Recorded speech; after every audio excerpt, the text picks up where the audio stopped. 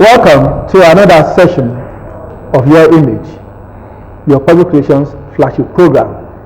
I'm happy you are with us this week again, and we are proceeding with the topic, brain drain from Nigeria. How can we curtail? And of course, I still have with me my guest, talking about Dr. Abeokuta, who is an author, an academic, having or applying his trade in the Christian University, Abeokuta. You're welcome, sir. Thank you very much. Thank you so much. Yeah. I also have Dr. Alayaki. He's someone that we share so much in Ogun State, and of course, he has been an ambassador to the Nigerian Medical Association as the National Secretary for that profession. You're welcome, sir. Thank you very much, sir. We have at home. Good evening. Adibayo Adibori. Welcome once again this week. Thank you, sir. Thank you for your submission last week. We hope to have a better resolution now. Yes. So, viewers, we talked about the root cause or root causes of this brain drain from Nigeria. It is not peculiar to Nigeria alone. We are aware that in 2006, Iran was tagged as the highest affected country on the issue of a brain drain. And when we also look at the ranking of countries that have been affected with this brain drain, we have Ethiopia, we have South Africa, we have Kenya, Nigeria is involved, and not just at this end of the world, we also have Esna and Herzegovina, we have Brazil, we have some other countries that have been affected, and we are worried. Should a country allow its brain drain, its best brain, to be moving out of its domain? And we have discussed about the consequences to the nation. So, let me start with you, Dr. Abeokuta.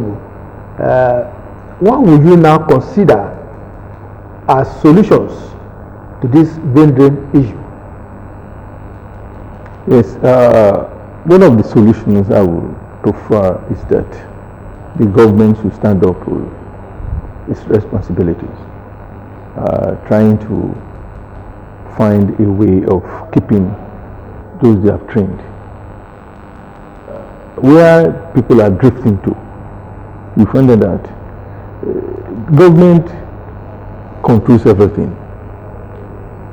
So if the government does not have such policy in keeping their professionals or keeping their brains, then little can the private sector do. Private sectors cannot do much about such things, except if government has a particular policy on ground to stop this. One of them, we have said earlier on, or last week, is about meeting up with the service conditions. You have to meet up with the service conditions for your professionals or your workers that will cut across all phases of employment. Let me put this to you. Yep. We have private persons, companies, coming up with good hospitals, good academic institutions, and also companies coming up with gigantic projects. And our men are employed in those countries, in those places. What do you think should be the role of, I'm talking about private partnership in this issue? What should be the role of? What should be their role? Because I believe that, like after Babalola University, I could see that a private hospital was developed, and it has developed to a very high standard to the extent that the issue of medical tourism has been reduced. So, what do you now look at the other sectors, and now we want you to profile what should private sector based organizations should be doing so that we can stem the tide of this brain drain? Yes, when we talk about private sector, when we talk about the academics, look at our universities. How many would they employ as regards lecturers? And if they employ them, how much would they pay them? Ogun State, like we had, has over 20 private universities. Yes, but how many people have they employed? Are those people being paid well, like the federal government or even the state government? Do they move well? So these are some of the questions that we have to ask ourselves. Even those starting the universities, how many students are there compared with government universities? Okay, thank you very much. Yes. Dr. Alaki, the medical sector is a kind of environment that is lucrative, and I know that these are those people who are establishing new hospitals. They are having experts who they employ, and they are also getting their money. So, what is your take? How much can they also help Nigeria on this drain situation? Thank you very much. Before I answer that question, I want to put it this way.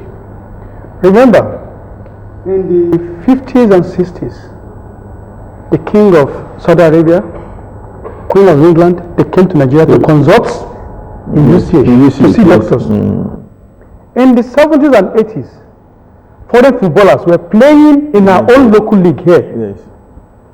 Foreign coaches were coaching our local Masters. You understand? Yes. Now, at what point did we miss it as a nation?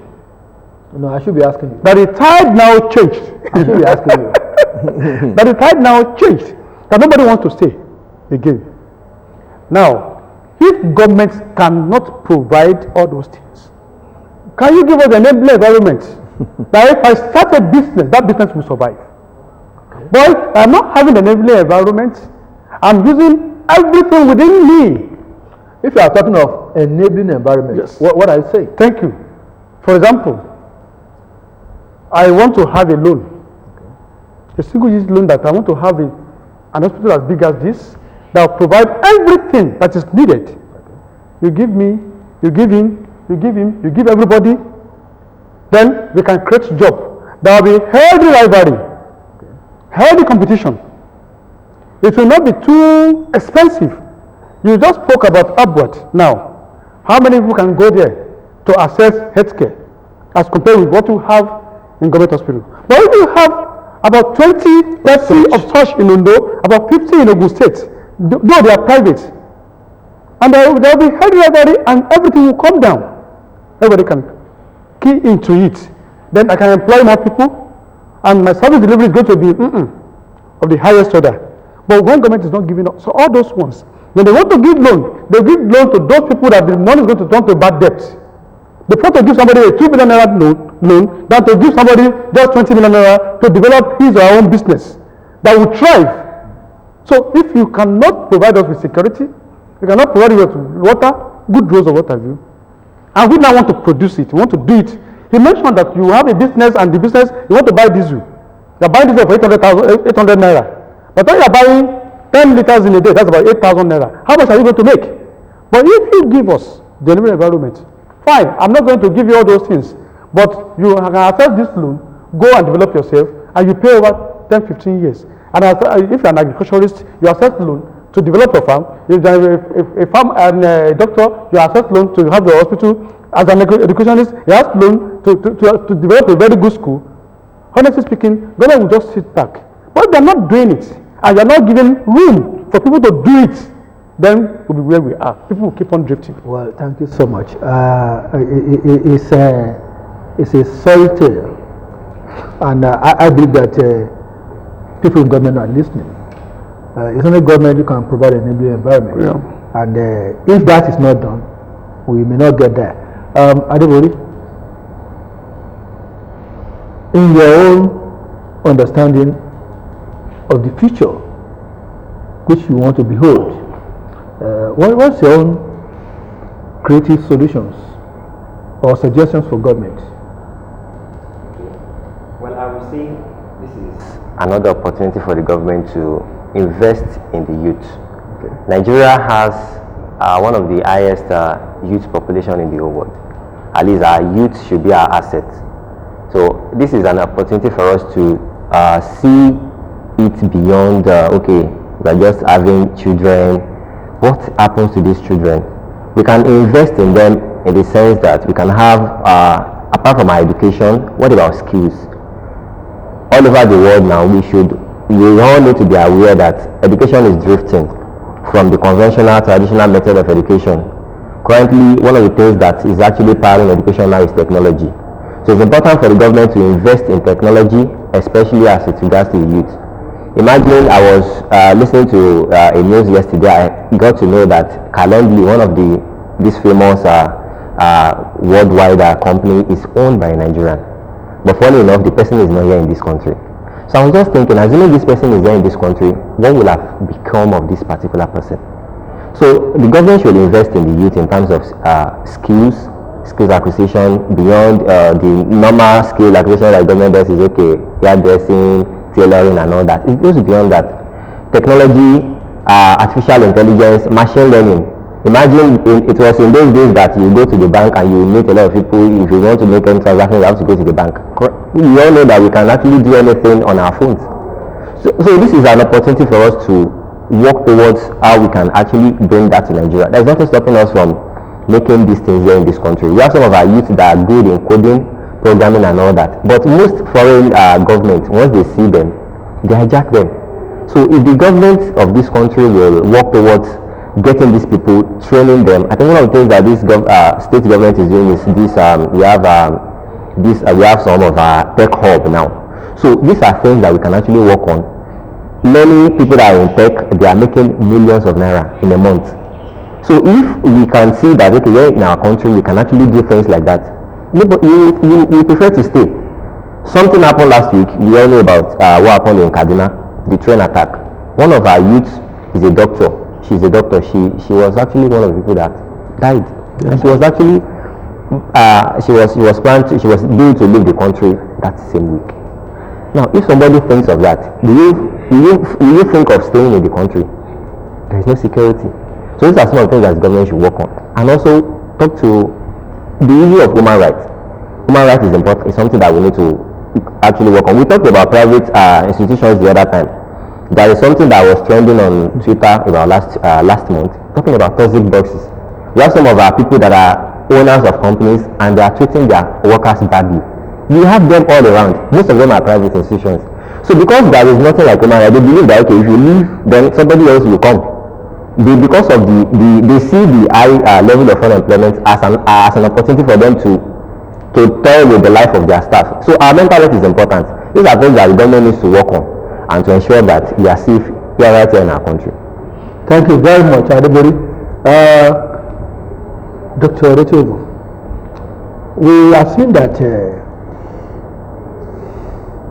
there can be a switch in the opportunities that is available to the country.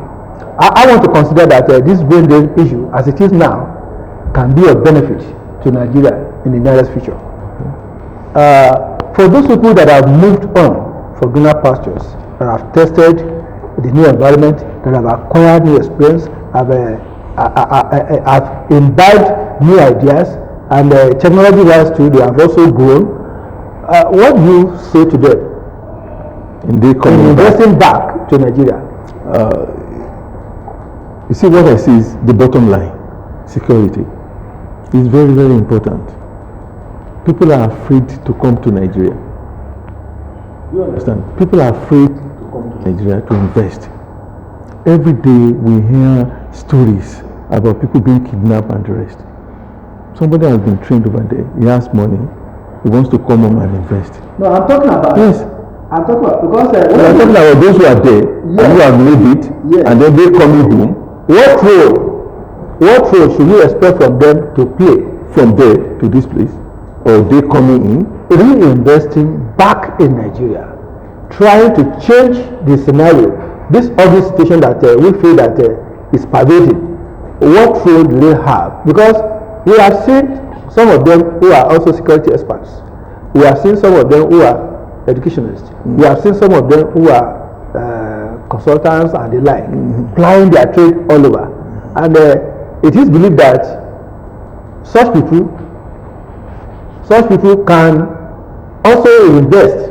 They can come back to Nigeria to develop Nigeria and meet that standard that they expect. So I'm asking. That's what I'm saying too. We are talking about the standard. Do we have that such standard here? First and foremost, I said about security.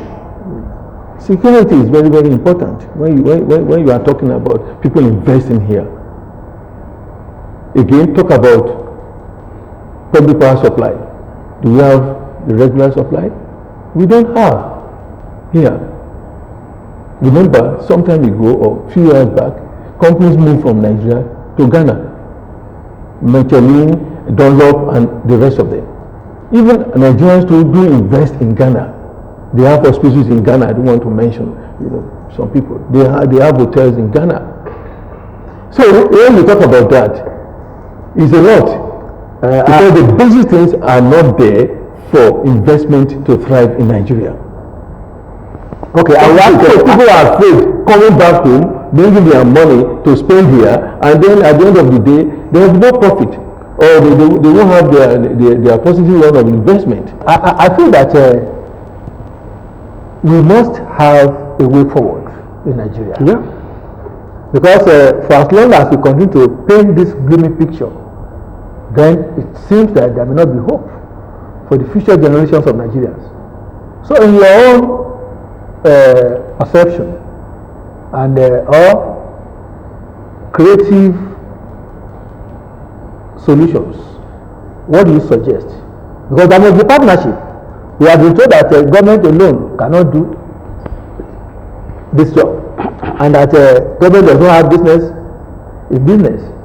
So, Dr. Laki. Well, thank you very much, sir. I think if we've been able to identify some of the problems, insecurity, corruption, lack of infrastructure, unemployment, if you want a reversal, the best is to start providing those things. Good leadership. If we still pay lip service to fighting corruption in this country, it will continue. To an average Nigerian, getting to power is to go and make money, to go and line a pocket, with no apologies to anybody. An average person who gets to power goes there to steal our money. And if it continues that way, there's no way you want to develop the country. So how do we change the scenario? How do we want to change it? Somebody, look at the doctor who was killed in Ibora last year, that led to this, what have you. He came down, he invested in agriculture. And he was kidnapped in his farm, he was killed. Do you think another person will come back? Until when you reverse those problems created that make people to go, if you cannot reverse them, I will never advise anybody to come home. Neither will Dr. Doto Ibo, not my brother here, advise anybody, say, okay, come back, you have made 10 million naira, come invest in Nigeria. When I know that you can be killed, when I know that you will not enjoy light, when I know that some people are ready, like hawk, to make money out of your own money you made to invest in Nigeria, I will never advise it. Until government itself decides to, change the scenario. When it's changed, we are also government. There's a difference between the two. I'm not the one that will provide electricity. I'm not the one, neither you, that will give good roads. Neither you, that will go to office and steal money. Until when we have a reversal in those things, that is when people can say, oh, my country, look at Ghana. I've been to Ghana about 4 times. The Ghana you read about in 81, 82, 83 that made the people to run to Nigeria. Go and take the place now. I was in Ghana. There was no power outage. The roads, people were obeying traffic laws, everything. And I said, look, these are black like us. You will be happy. Even in Cotonou there. Cotonou there. You'll be happy you are living in a place, a civilized place. But in Nigeria, I left already there to come to this place. I left about 3:20. I got there past 5. It's just that should not last more than 25-30 minutes. Well, listening to them might dampen your spirit. It will harden the heart more. No. I feel that ready for with the future that you want to uphold. So, what's your solution? Okay. Well, my solution, based on what they have actually said, and I, just as you said it might have dampened my spirit. Personally, I have it in mind. I'm lifting your spirit. So yes. So, and I'll also take it from where doctor said. He mentioned something. He said here in Ghana is an African country like us. So that shows that it's actually possible. Okay. If we do the right. I like that spirit. So if it can happen in Ghana, that means it can actually happen in Nigeria. So that maybe what we need to do now is to copy what is happening over there. And also for those in diaspora, two things that I think they can do. Coming back, they have said it's not possible. Actually, it's not going to be possible based on the reports we are having. So another thing that we can actually do is, okay, those that are there, can they send in their investment?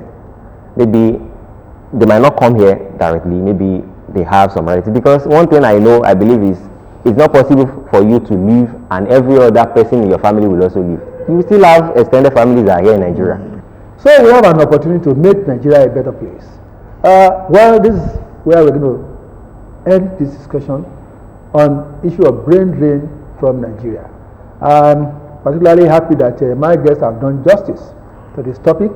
Let me begin with the youth who still has the hope that Nigeria is going to be a better place.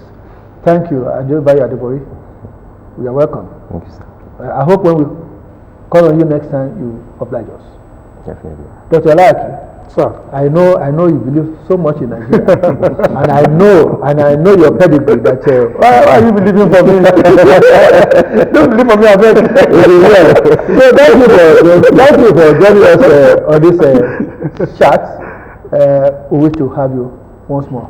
Thank you, sir. Thank you so much, Dr. Thank you very much. Yeah, you are in charge of our youth, Coming back. educating them and all the rest. Please instill that hope that Nigeria will be a better place. Thank you for being with us. Yes. Thank you so much. Thank you for Viewers, Thank you, viewers. it's been a wonderful time with my guests. I thank you for being with us. Continue to be with us this same time next week. Thank you so much. Bye.